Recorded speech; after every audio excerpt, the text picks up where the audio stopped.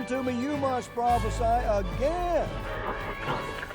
The Trumpet Daily program begins right now.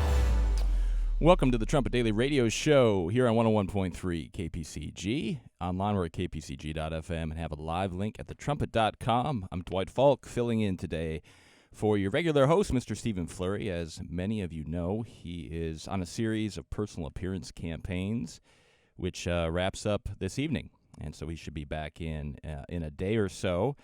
And a lot of you do subscribe to the Daily Trumpet Brief, and so you probably saw some of these numbers from yesterday. If you don't subscribe to the Trumpet Brief, I'd recommend you do that. It's free, and it's at thetrumpet.com, and it gets sent to your email inbox most every day, and it's got some good news updates, including yesterday's update about the personal appearance campaign. It said there were 116 who attended in Phoenix, Arizona. This was on Sunday. Attendees came from New Mexico and Arizona, and there were 50 non-members who attended, giving a 39% attendance rate of those 17 signed up for a future Bible study. So that's excellent news there. And then I did get a sneak peek on the numbers from last evening in Los Angeles. About 115 attended, and 42 of those were non-members. So one more campaign this evening. And hopefully it'll be a really good turnout there as well. So there'll be, I'm sure, more information coming out about those on future Trumpet Briefs. And again, it's something you can definitely be praying about. And a lot of our listeners that are in those areas have a chance to attend and to even help out in some fashion or go just to attend it. So pretty exciting news there. Really good show today, I think. Lots of really good information to get into. A few headlines here to start with. And then in the second half of the program, I want to give some history on a really interesting fellow who's dead now, but he lived during World War II. His name is Richard Sonnenfeldt. I don't know if you've heard of him, but he was very instrumental in the Nuremberg trials. And there's some really good life lessons from him, and the overall focus in that section of the program is going to be on how he had a lot of trials in his life. He faced a lot of difficulties, but he took them all with a certain excitement. He looked at it as an adventure. He had a great sense of adventure. And because of that, he had a lot of success. He had a lot of success in life, and there's a lot of lessons we can learn from that. So it's fascinating history from the World War II time period, but there's also some lessons we can get from it as well, which is why I want to cover that later today. A few headlines to start with today. This comes in from our news bureau. They send a daily news update to us. And just touch on this briefly. It was on the news on the top of the hour. You can't escape this.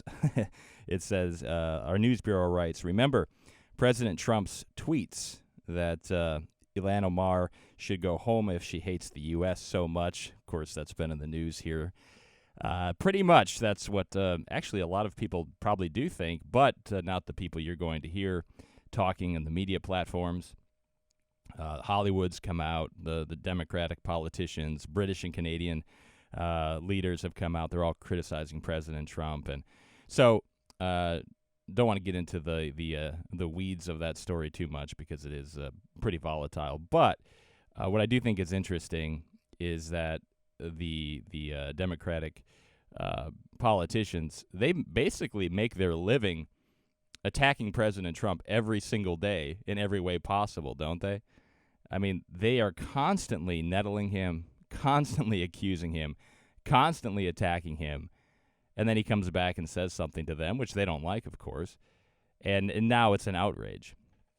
Now it's an outrage, and it reminds me of, and you've probably experienced this yourself at some point in life, whether it's been from a sibling or a peer at school, and maybe you've done it yourself, but where you have two people, young kids especially, and the one just keeps poking the other in the arm, just repeatedly poking them over and over and over again. And finally the other person turns around and maybe slaps their hand or does something. And the instigator then starts crying and yelling and tells the parent or the teacher, they're hitting me. Tell them to stop hitting me. Well, one's been instigating the whole time, and that's what's really happening here, I think, on a very simplistic level, if you want to look at it that way. Constant instigation, constant attacks, constant nettling, and then the response is something they don't care for, and they're outraged by it. So just constantly bickering there in the politics in the United States. So probably going to see a lot more of that as we get closer to the elections. And it can get pretty disgusting to watch, but that's some of what's going on there. And you really can't avoid it today. It's a top headline almost everywhere.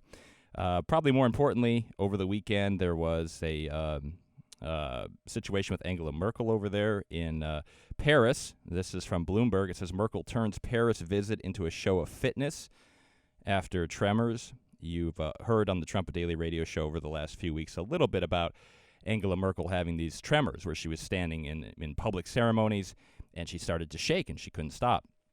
And so, of course, people look at that. I think she's about 65 or so. And they look at that and they think, boy, her health is having an issue. So she was trying to show that she is, in fact, strong.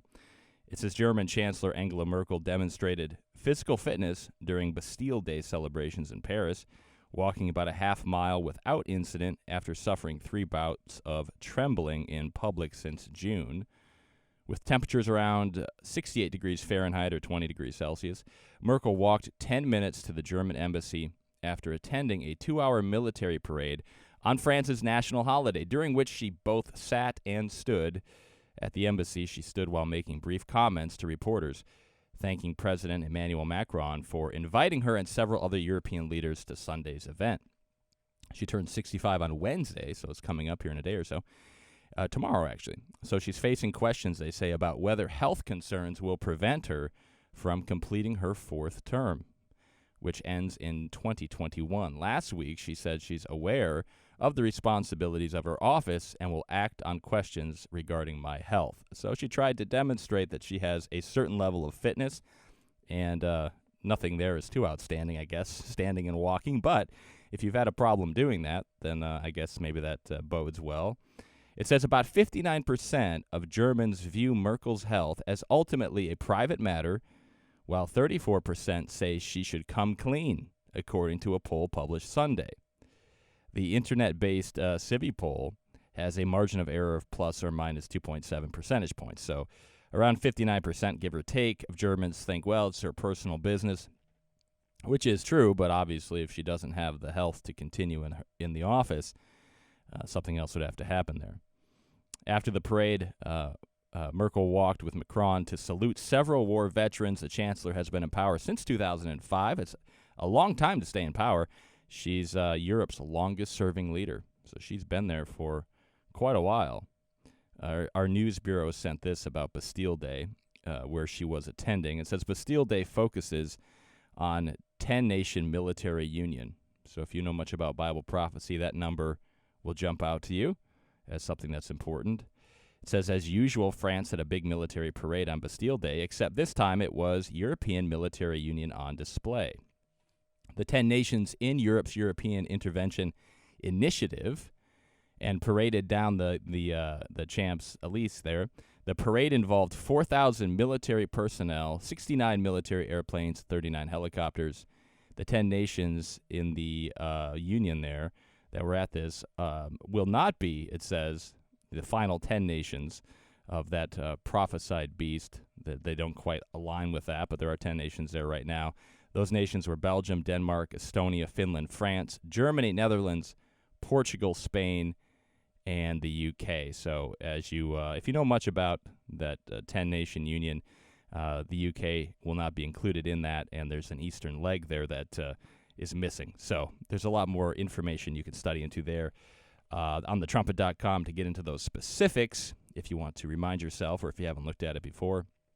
But still, they are showing off some of their military. The one thing that was kind of eye-catching, I guess, maybe you saw, they had a flying soldier.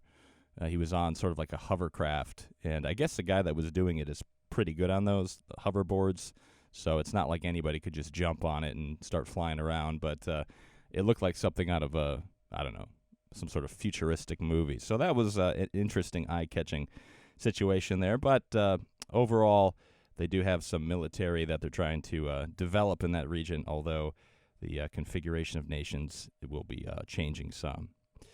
Here's another headline. This is kind of interesting. It relates to some history that's coming up here about Apollo 11. This is from Fox News. It says, Apollo 11, Queen's historic message to the astronauts on show to mark the 50th anniversary.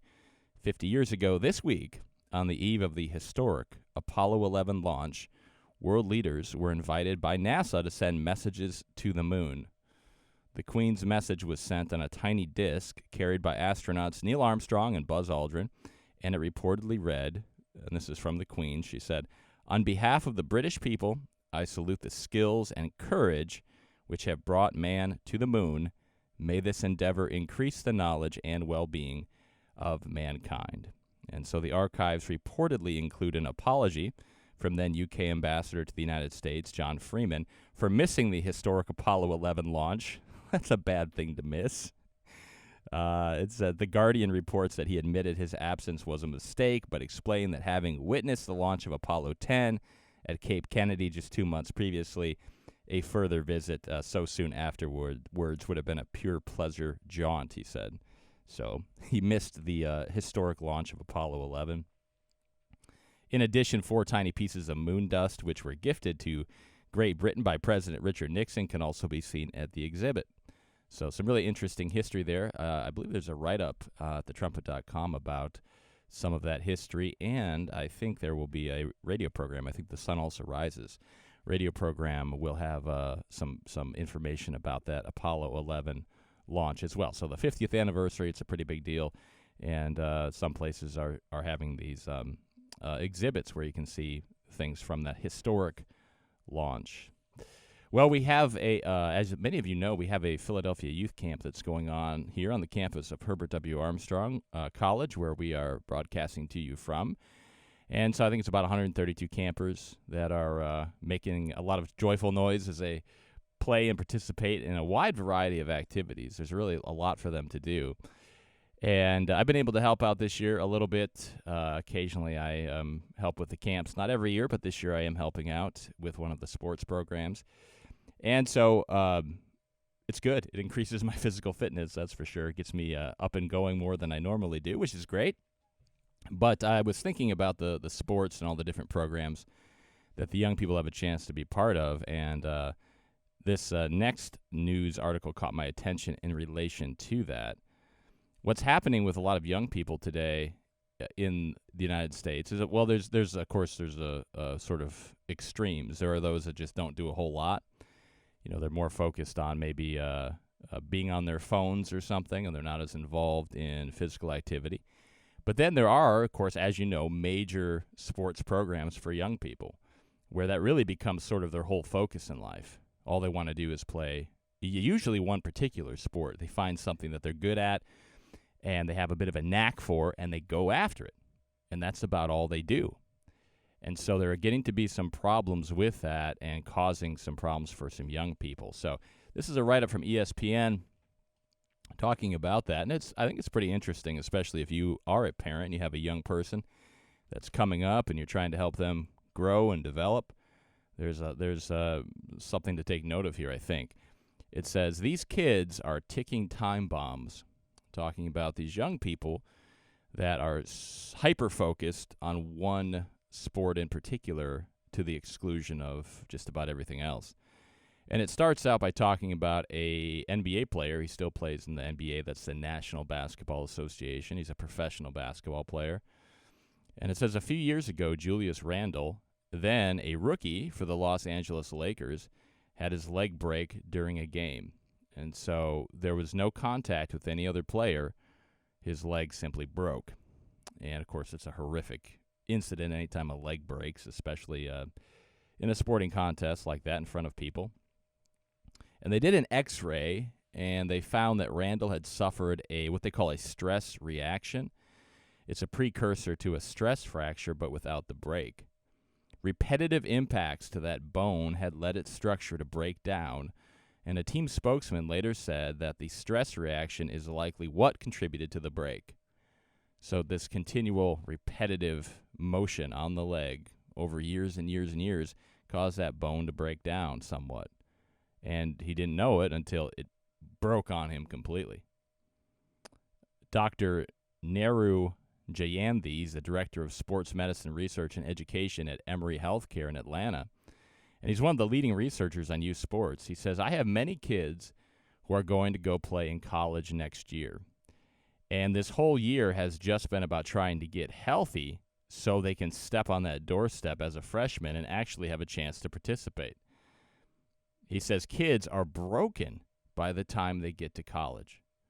So there are these young people that are playing whatever the sport may be. In this case, they're focusing on basketball.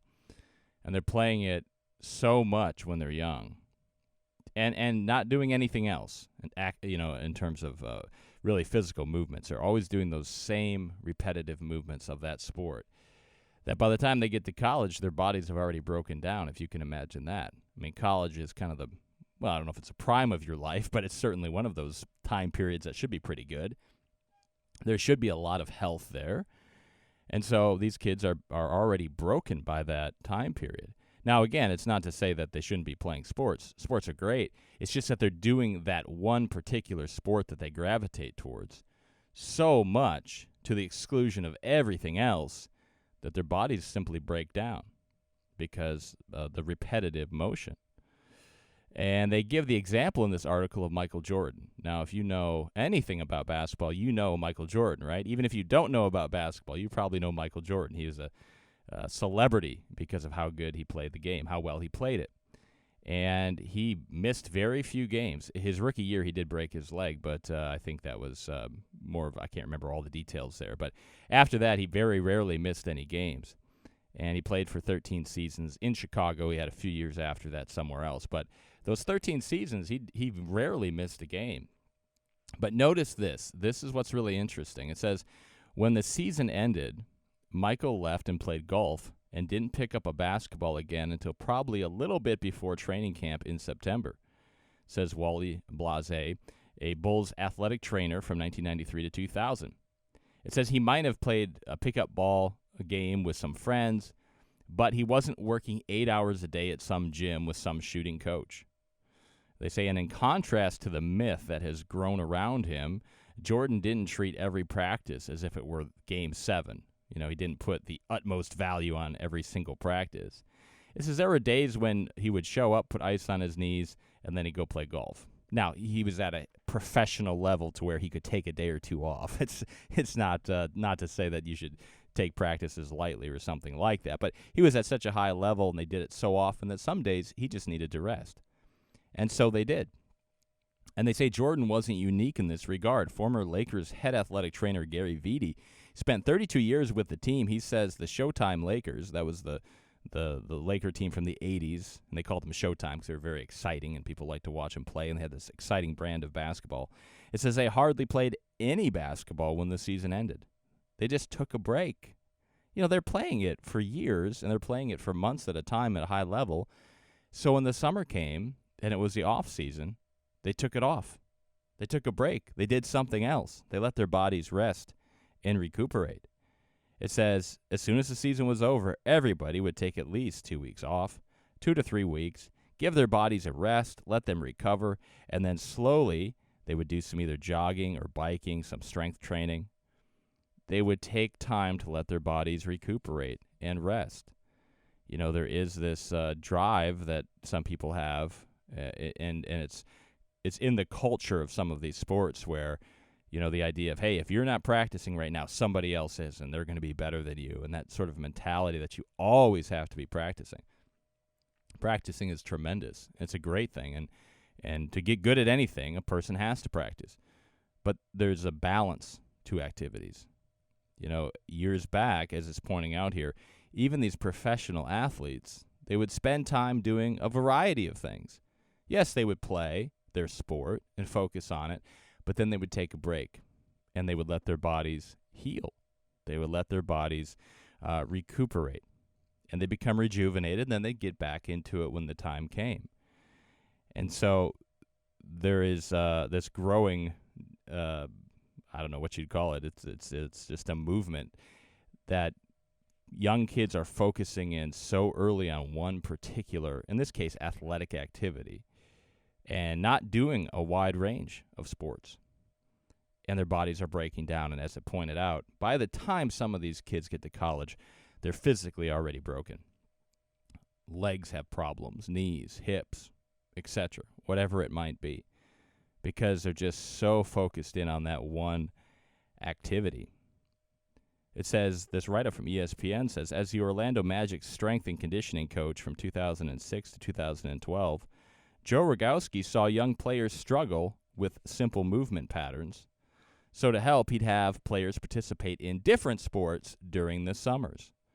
They would do swimming. They would play beach volleyball. Now, again, these are professional basketball players he's dealing with. And he says, hey, you know what? You should go swimming a little bit. Maybe try to play a little beach volleyball. Right? The movements are a little bit different. The sport's a little bit different. The muscles that are worked are a little bit different. And so it balances the body out. He said it broke up the monotony, but also cross-trained them for years after hyper-focus on basketball. Their bodies needed to do something different. It's not that they needed to just be lazy and not do anything, but they needed to take a break from the repetitive motions, so they did something different. That's the way it used to be, right? I think it did when I was growing up, and I think probably for many listening, you'd play a variety of things. During the basketball season, you might play basketball. Then when baseball came around, you'd play baseball. Then when, there was nothing going on, you'd ride your bike or go swimming or do something different. The variety of activities kept the body balanced. And of course, if you want to get really good at one particular thing, then, yeah, you have to put a little more time into it, of course. We're talking about physical endeavors here. But there is a balance to it. There's a balance to the way that we would put effort into something. The sports scientist's conclusion is this.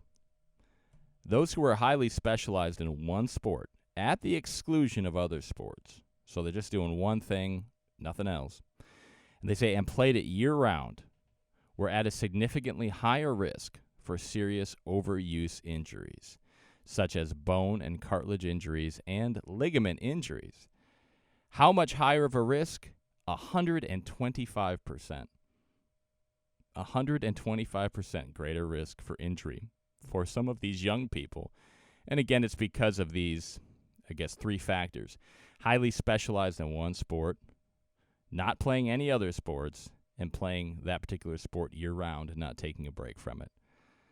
Young people that were doing that had about 125% greater risk of what they call overuse injuries, such as bone and cartilage injuries and ligament injuries. So, something to think about there. Now, again, that's in no way to say don't be involved in sports. Those things are great. Matter of fact, a lot of times people get injuries these days because of underuse, because they don't use them, right? So, and there's been so many reports about the dangers of just sitting all day and how that's not good for the cardiovascular system and other things. So we were created to move, but we were created to have a variety of movements, to move in different ways, and to make sure that we are balancing our bodies out. Cross-training, as they call it, I guess that would be the term that is often used, but that's what it is. It's doing different activities, different motions, and making sure that the body has a chance to develop different strength and different coordination and to balance out. And of course, you read something like this and you think about these studies that humans get very involved in and think a lot on, and then it goes back to some simple biblical truth. 1 Corinthians 9 and verse 25, it says, and every man that strives for the mastery is temperate in all things. And here Paul is talking about spiritual growth, running a spiritual race, but he's relating it to physically running. And we can relate to that. Every man that strives for the mastery is temperate in all things. And temperate means showing moderation or self-restraint, right? I mean, so if you want to be good at something, of course you're going to work at it, but you're also going to be temperate. You're not going to overdo it. You're going to do it enough to develop the skill, but then you're going to take a break, and then you're going to do something else. You're going to have moderation, right? Not too much of one thing. Running's good, but if you run all the time and you never do anything else, and you overrun, well, eventually you're going to have a problem, right? And that's not to say running's not good. It is. But if you overdo it, well, then it's a problem. So it's talking about being temperate, being moderate, enjoying a wide variety of activities. And that's something that we really do focus on here at the Philadelphia Youth Camp. If you look at the schedule of those activities, very varied activities. And the program's designed to develop the whole person, physically, spiritually, mentally, emotionally, the whole man, the whole person. There's different activities. The young people go canoeing. Then they do archery. Then they play basketball. Then some of them will play volleyball. Some will play flag football. They'll play softball. Then they have a speech class, and they learn how to speak and communicate. They have Bible studies. A wide variety of activities. There's musical endeavors. A wide range of activities used to develop the whole person. And so it's a tremendous program. Of course, it's just a beginning for young people here. It's something that gives them a chance to get a taste for that kind of lifestyle, that life of doing a lot of great activities, different activities. And then when they go home, hopefully they continue in it. And they'll find one or two things that they like more than something else, and maybe they'll put a little more effort into it. But not get so focused in on just one thing that either there's overuse injuries, or maybe if it's not a physical activity, they focus so much on something where they wouldn't have enough physical activity. Again, we're reminded in God's Word to be temperate, to be moderate, to do a lot, to have a variety of things. And that provides good physical health and really helps develop the whole person. So we're going to take a quick break, and when we come back, we're going to get into a little history here about a really interesting man. His name's Richard Sonnenfeldt, and he had a real spirit of adventure, and I think it will help spark your spirit of adventure, too. We'll talk about that right after this here on Trumpet Radio, 101.3 KPCG, and online we're at kpcg.fm, and we have a live link at thetrumpet.com. We'll be right back.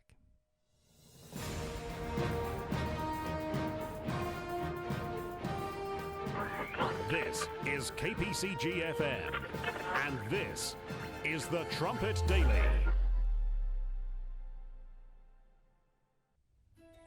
One may blind his eyes to existing facts and trends and say the world cannot get any worse than it already is. Or, if we just ignore the conditions and don't worry, perhaps they'll go away. But these conditions and trends won't just go away. Not unless they are caused to go away. The scriptures of the Holy Bible, the inspired revelation of the Supreme God, have foretold today's world conditions and trends, and give us the advance news of coming peace on earth, of universal prosperity, of happiness and joy, of veritable utopia. This is the good news of the world tomorrow, and it is absolutely sure. This coming world is vividly described in our booklet, The Wonderful World Tomorrow, what it will be like. Bible prophecy explains in detail how God will intervene to save mankind from destroying himself. Jesus Christ will return to earth, putting an end to the rule of man and restore God's government on earth. To learn much more about this prophesied utopia, please visit thetrumpet.com.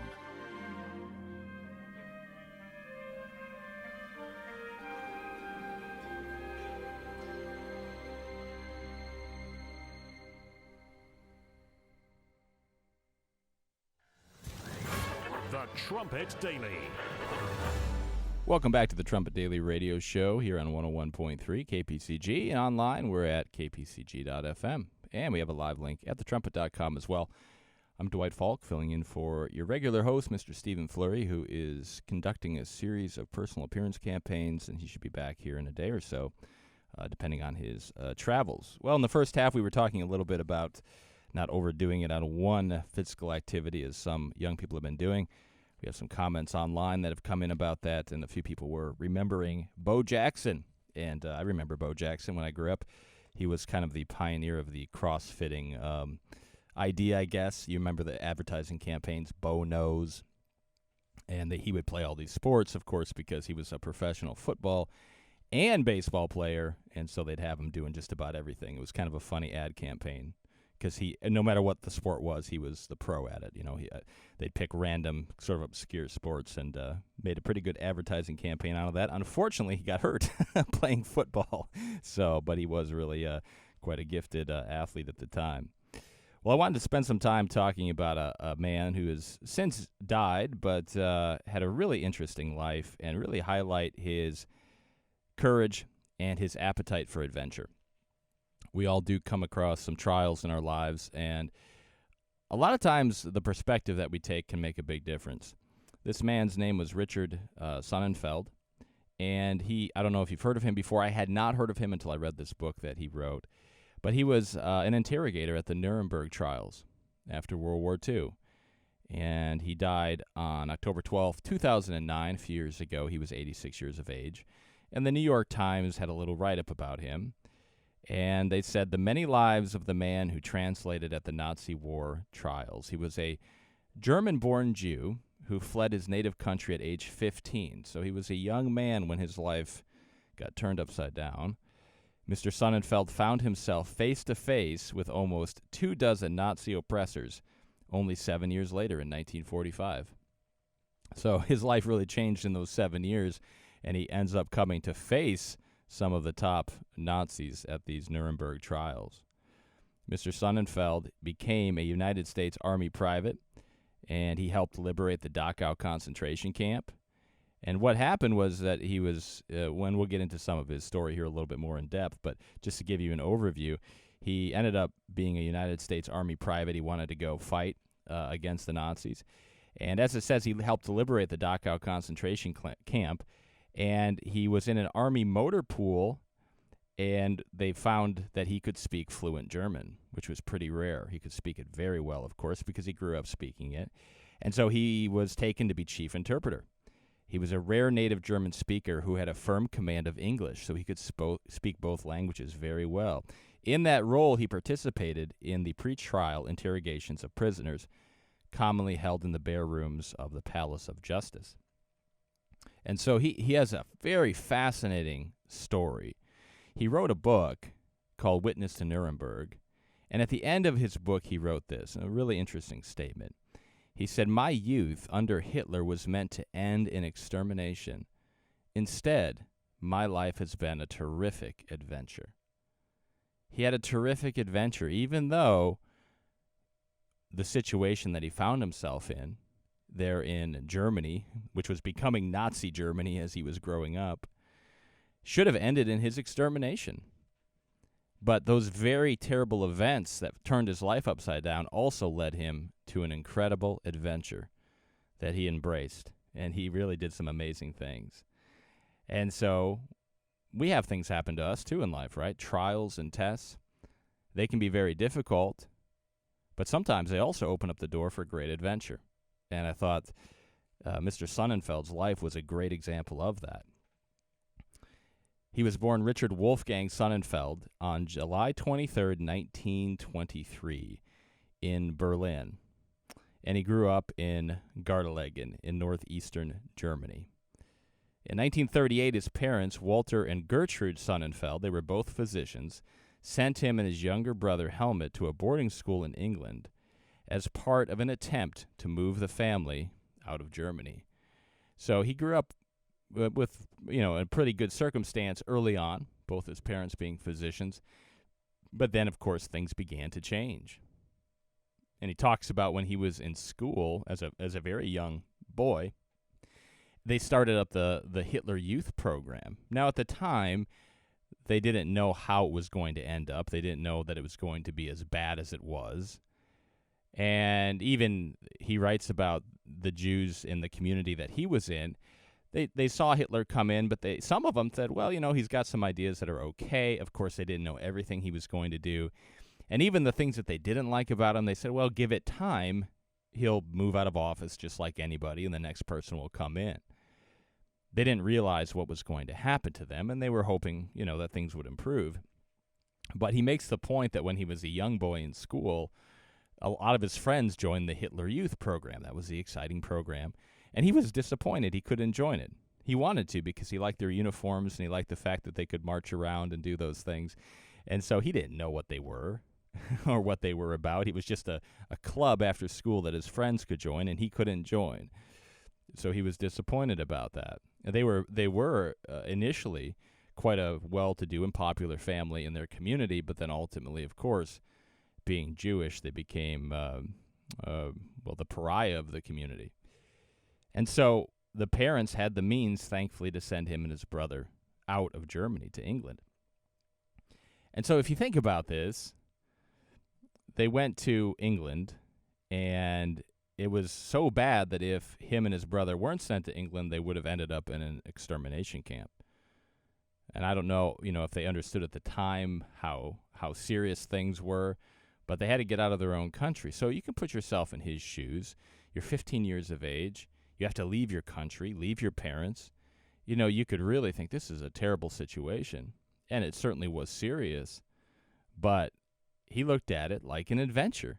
Well, we're going to go to England. We're going to have an adventure in England. And so they went over there. His mother took him on the train ride to the ship to get out of Germany, and they had to have a Nazi guard inspect their papers to let the boys leave the country. So they didn't know for sure if they'd get out, but they were allowed to leave. And so Richard goes to England. He just speaks German at this time, so he's going to this boarding school in England. He's got to learn a completely different language. Now, if you've taken a foreign language in school, you know that can be a challenge. It can be hard to learn something different, especially English. English is a tough language to learn. But he loved it. He embraced it. He said, in fact, that he felt like the English language had been waiting just for him because he could express himself in ways that he couldn't with just the German language. At least that's what he felt. So he embraced it. He loved it. He loved his time in England. And he totally threw himself into this new adventure. And I think that's such a key point. He threw himself into it. Every adventure he went on, he just threw himself into it. Okay, I'm in England. I'm going to learn to speak English. I'm going to do everything that I can to embrace this adventure and make the most of it. And if he hadn't done that, he wouldn't have had the success that he did. He had no idea that a few years later he'd be used as the chief interpreter at the Nuremberg trials. If he had half-heartedly tried to learn English, he wouldn't have ended up in the position he did. He had no idea where it was going, but he threw himself into it. And because of that, he was able to master the English language. He wrote about how he would spend winter evenings at his teacher's nearby home close to the boarding school. They'd all walk over there, and he and his classmates would recite Shakespeare from memory. And not a little bit of Shakespeare, a lot of Shakespeare. They'd be beside this roaring fire. It was in the wintertime, and they'd be just spending their evening reciting Shakespeare from memory. It's hard enough maybe to learn English, but he had to learn Shakespeare. I speak English. I don't know how well I could speak Shakespeare, but he really learned it. He learned it well. And it also just makes me think about how, they didn't have all the distractions that we have today. They were spending their evenings reciting Shakespeare, and they loved it. They weren't spending their evenings, absorbed in a device of some kind, a phone, the internet, playing some sort of video game, watching television. They were reciting Shakespeare. And it's amazing what our minds can do if we block out the distractions. They were reciting Shakespeare. And, of course, that was something that helped him in the future as he learned to master the English language. And at this time, keep in mind, now he's 15, 16 years old here. He spent a few years in England. He has no idea if his parents are alive. He doesn't know what happened to them. He hasn't seen them. They're back in Germany, which is, having so much problems there and being very aggressive and at war. And so he doesn't know if his parents are even alive. And he could have really sat there and just sort of gone into a shell and worried about it, and I'm sure he thought about it a fair bit, but he really embraced this adventure he was on. He didn't spend all his time thinking about his parents. He was mastering the English language. He was memorizing Shakespeare. And he loved his experience there. He was embracing that adventure. 2 years later, in the midst of the war, Mr. Sonnenfeldt was declared an enemy alien in England because of his nationality, and deported to Australia. And so here he is, and at this time he was broken up from his brother because his brother, being only 14, was allowed to stay in England. So he had been in England for a while, and he loved it. He embraced it. He gave everything to it. And then it was pulled out from underneath him. So what did he do? Well, he just embraced the next adventure that came his way. Okay, we're off to somewhere else. And he was put on a ship that he thought was going to the United States. There was quite a few men on this ship. He was a young man at the time, of course, and there were older men on the ship. And he was held as a prisoner in the bottom of the ship. Remember, because he was a German, they considered him to be an enemy alien, even though he obviously wasn't involved in Germany's war efforts. But he was on this ship as a Jewish lad with actual Nazis. They were all on the bottom of this ship together. That doesn't sound like a fun time. I wouldn't want to do that. And they were held in the same part of the ship. But thankfully, they couldn't physically get to where the other prisoners were. So there was some separation physically, but they certainly let it be known they did not care for Richard, who was Jewish. And so he had this situation on this ship, and the Nazis were hurling insults at him. And so young Richard, he was a bit of a bold young man, courageous as well, and he had heard enough of the Nazi insults. And so he went over to them and he told the Nazi prisoners that he was going to tattoo the Star of David on them and send them back to Germany. So I don't know that that's a wise thing to say, but they certainly didn't like hearing that from him. And but it does show a little bit of his spirit of adventure, I guess, and his courage that he had enough of what they were saying. So many of the grown men on the ship really struggled. I mean, you can imagine you're being held in the bottom of the ship. You don't know where you're going. Your life is being turned upside down, and a lot of people struggled. These grown men on the bottom of this ship, a lot of them started crying. Some of them had nervous breakdowns. They clearly weren't heading to the U.S. The ship was going somewhere else, and people were panicking, and they didn't know what was happening. And so here's Richard. He's this teenager, and he's on the bottom of this ship. Grown men are sobbing around him, having nervous breakdowns. There's Nazis down there hurling insults at him. I mean, you could really see where you could have some mental struggles. You could become very depressed. But he didn't do that. He didn't give in to the negativity. Richard began to think. He started to use his mind, and he thought about what he knew, and he knew something about geography. He dedicated himself to his studies. So he did know something about geography, and he was able to figure out where the ship was going. He spent his time thinking about the geography, thinking about where they were, thinking about their movements, and trying to figure out where they were going instead of just sitting there and crying like the rest of them. And he figured out that the ship was going to Australia. They weren't going to the United States. They were actually going to Australia. When Richard got to Australia, he and the other prisoners were put on a several-day train ride to a prison camp in the center of Australia. And when he got there, there were no fences. And they were a little bit surprised. Where are the fences? How are you going to hold this here? And the guards weren't worried about it. They just pointed at the water tower there and said, that's the only water for 100 miles in any direction, so you're free to leave if you want to. And nobody left. They all stayed put. There was nowhere to go, and so they stayed there at that camp. And I thought that was sort of an interesting thing. You don't need a fence to keep people in if there's no water anywhere. They'll stay where the water is. And so here he is now in an Australian prison camp. I mean, again, at every turn here, and we're just hitting these highlights, but imagine living through that. You could be very negative. It'd be very easy to just hang your head and say, what is, every time I think things are going good, I get the bottom taken out from under me. But it was just another adventure. He saw it all as an adventure, and he was positive. So after a few weeks in this prison camp, England sent word that Richard shouldn't be held as an enemy of the state. They had made a mistake. He was put back on the train, got back on the same ship, and this time he was sent to India. He's off to another adventure. In India, he spent a little over a year working in a shop repairing radios. And he was able to save up a good amount of money while in India and developed a lot of friendships. And he learned a lot about the culture. He spent his time learning and observing and growing. Being in India was a detour from where he hoped to go. He hoped to go to the United States, but he used his time to work, save money, make friends, have an adventure.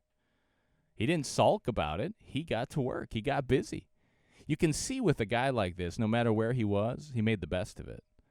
He made the best of wherever you put him. And so he wasn't buffeted about by circumstances. He took advantage of every opportunity he had. He didn't feel sorry for himself. He just got to work. So eventually, after some time here, he was able to get passage to the U.S., which was hard to do. But he arrived in the U.S. on a ship traveling first class with a brand new suit. So he was really excited about that. After all these turmoil, he had enough money saved up. He went to the U.S. Not did he just go to the U.S., he went there traveling first class with a brand new suit. So that's a pretty good way to go from India to the United States. And there he was reunited with his parents. They had survived. Richard learned to be an expert electrical engineer. And he became a U.S. citizen. You know, not like some people today that want to take everything, it seems, and illegally enter the country.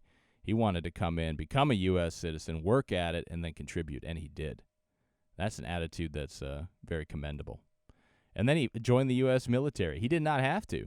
But he joined the U.S. military to go back to Europe to fight the Nazis. He wanted to go back and fight. He wanted to fight for the United States. He wasn't, born in America, but he loved the ideals of America, the freedom that they were fighting for.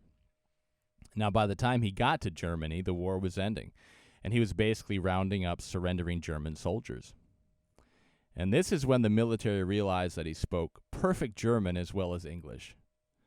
And so he was able to be used quite effectively. He could get on the Germans' radio frequency and talk to them in German, and they didn't realize that they were actually talking to somebody from the U.S. military. So it was very effective. And the thing is, he didn't feel hatred towards the Nazis until he saw what they did to people in the extermination camps.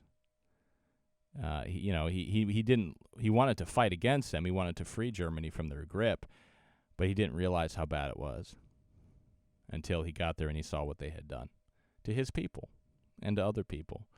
And there was a certain hatred that he had at that point. Now, not every part of Richard's adventure was great. Some of it, some of the experiences were horrible and heartbreaking. But it was part of the adventure. And he learned from it. Every setback he learned from. He learned from all these opportunities that came his way. Richard then was used, as we talked about in the beginning, as the chief interpreter to interrogate the Nazis, all of the top men who were still alive, because he spoke the perfect German and English, and so he could be the interpreter. After his work in the trial, Richard was invited to dine and stay with the King of Sweden. So he had done so much good work that he ended up being able to dine with the King of Sweden after this adventure that he had been on. And it's amazing. It reminds me of Proverbs 22 and verse 29. Proverbs 22 and verse 29, where it says, "See you a man diligent in his business, he shall stand before kings." Did that happen to Richard? Sure it did. He was diligent in his business. He worked at this, whatever came his way. If he hadn't worked hard, none of it would have opened up for him. But he did. He worked hard. He embraced this adventure. And he actually did stand before kings. In fact, he ate dinner with the King of Sweden. I think he was able to even stay overnight there, if I remember the story correctly, or the history. And so here we have a boy who should have died in the Holocaust. But he didn't. He went to England, Australia, India, the United States, back to Germany, and then found himself sitting with royalty. What an incredible adventure that he had. What an absolutely incredible adventure. But he embraced it. He embraced it. He could have very easily not embraced it and, felt negative about his situation and not put in work and not dedicated himself to learning all he could and just sort of giving up and hanging his head and feeling sad and sorry for himself. But he didn't. And he had tremendous results because of that. He had this spirit of adventure. There's somebody else that it made me think of that had a spirit of adventure as well. And we read about him in 2 Corinthians 11. You might remember some of this history. 2 Corinthians 11, verse 23, it says, "Are they ministers of Christ? I speak as a fool. I am more," this is Paul, of course, "in labors more abundant, in stripes above measure, in prisons more frequent, in deaths often. Of the Jews 5 times received I 40 stripes save one. Thrice I was beaten with rods. Once I was stoned, rather. Thrice I suffered shipwreck. A night and a day I have been in the deep.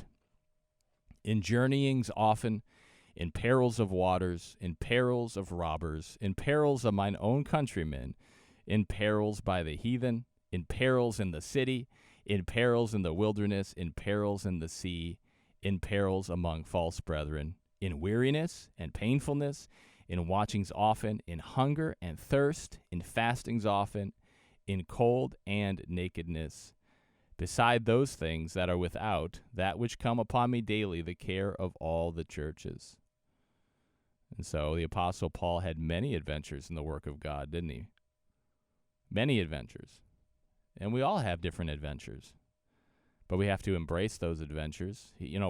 Paul wasn't saying this because he was feeling sorry for himself. He was just letting the brethren know that he had put in a fair bit of work. And he went through quite a few trials, and he had been through a lot. But he did all of these things, with the spirit of adventure. And he just kept after it. He didn't quit. He just kept working. It was just on to the next thing. It was on to the next thing. I mean, at any point in what even Paul's describing here, it'd be very easy for a person to give up. 5 times he received 39 stripes. I don't know, after one time of receiving 39 stripes, I think people would, a lot of cases, say, well, that's enough for me. He was beaten with rods 3 times, stoned, suffered shipwreck. It'd be easy to stop and say, this is too much. I can't handle this. But he just kept going, and he kept working, and he kept learning and helping people and having just some incredible adventures. And it's easy to sort of read over these quickly because, again, it's a few words. But even just think about some of those things a little bit. Spending a night and a day in the ocean. I mean, you'd think about that for the rest of your life. What a scary experience that would be, and that's just one of them. But these were adventures that he had. Great adventures. And, of course, when there are adventures, there's usually some test and some trial and some difficulty that come along with it. And then a lot of excitement and a lot of joy as well. One last passage today. This relates to our time very specifically. Revelation 12, in verse 2, it says, Therefore rejoice, you heavens, and you that dwell in them, and woe to the inhabitants of the earth and of the sea, for the devil is come down unto you, having great wrath, because he knows that he has but a short time. I think that was verse 12, actually. I think I had the wrong thing written there. Well, anyway, Revelation 12. I didn't write that down in my notes right. But verse 13, it says, And when the dragon saw that he was cast unto the earth, he persecuted the woman which brought forth the man-child. And to the woman were given 2 wings of a great eagle, that she might fly into the wilderness, into her place, where she is nourished for a time and times and half a time from the face of the serpent. Verse 15 says, And the serpent cast out of his mouth water as a flood after the woman, that he might cause her to be carried away of the flood. In verse 16, And the earth helped the woman, and the earth opened her mouth and swallowed up the flood which the dragon cast out of his mouth. This sounds like quite an adventure. And, of course, if you know much about this prophecy, it is talking about God's people having quite an adventure right before the return of Jesus Christ. And when you read about there is quite scary in a sense. I mean, Satan being cast down, that's a terrifying thing. And, again, it is.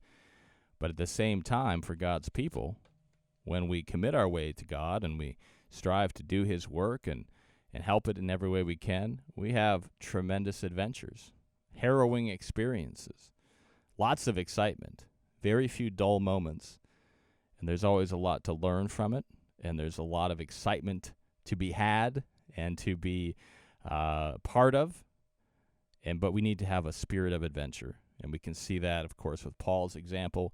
We can see that with Richard Sonnenfeld's example, and other people over the years, historical figures, where really they went through some harrowing experiences, but they did it with a spirit of adventure and excitement and looking forward to some of the, amazing things that were coming instead of hanging their heads and feeling sorry for themselves because of the situation that they found themselves in. So I think there's a lot to be learned from those situations and some of that history. It's just another reason that reading history is very beneficial, because we see what other people went through and how they handled it and we can learn a lot from them and hopefully emulate their positive examples. That's all the time we have for today on the Trumpet Daily Radio Show. Your regular host, Mr. Stephen Fleury, should be back here within a day or two, depending on his travels. He's on an adventure as well, and it's good to remember to be praying about the success of those personal appearance campaigns as they come up here over the next day or so. That's all the time we have for today. Thanks for spending some time with me, and keep listening for the Trumpet Daily Radio Show Monday through Friday at 7 a.m.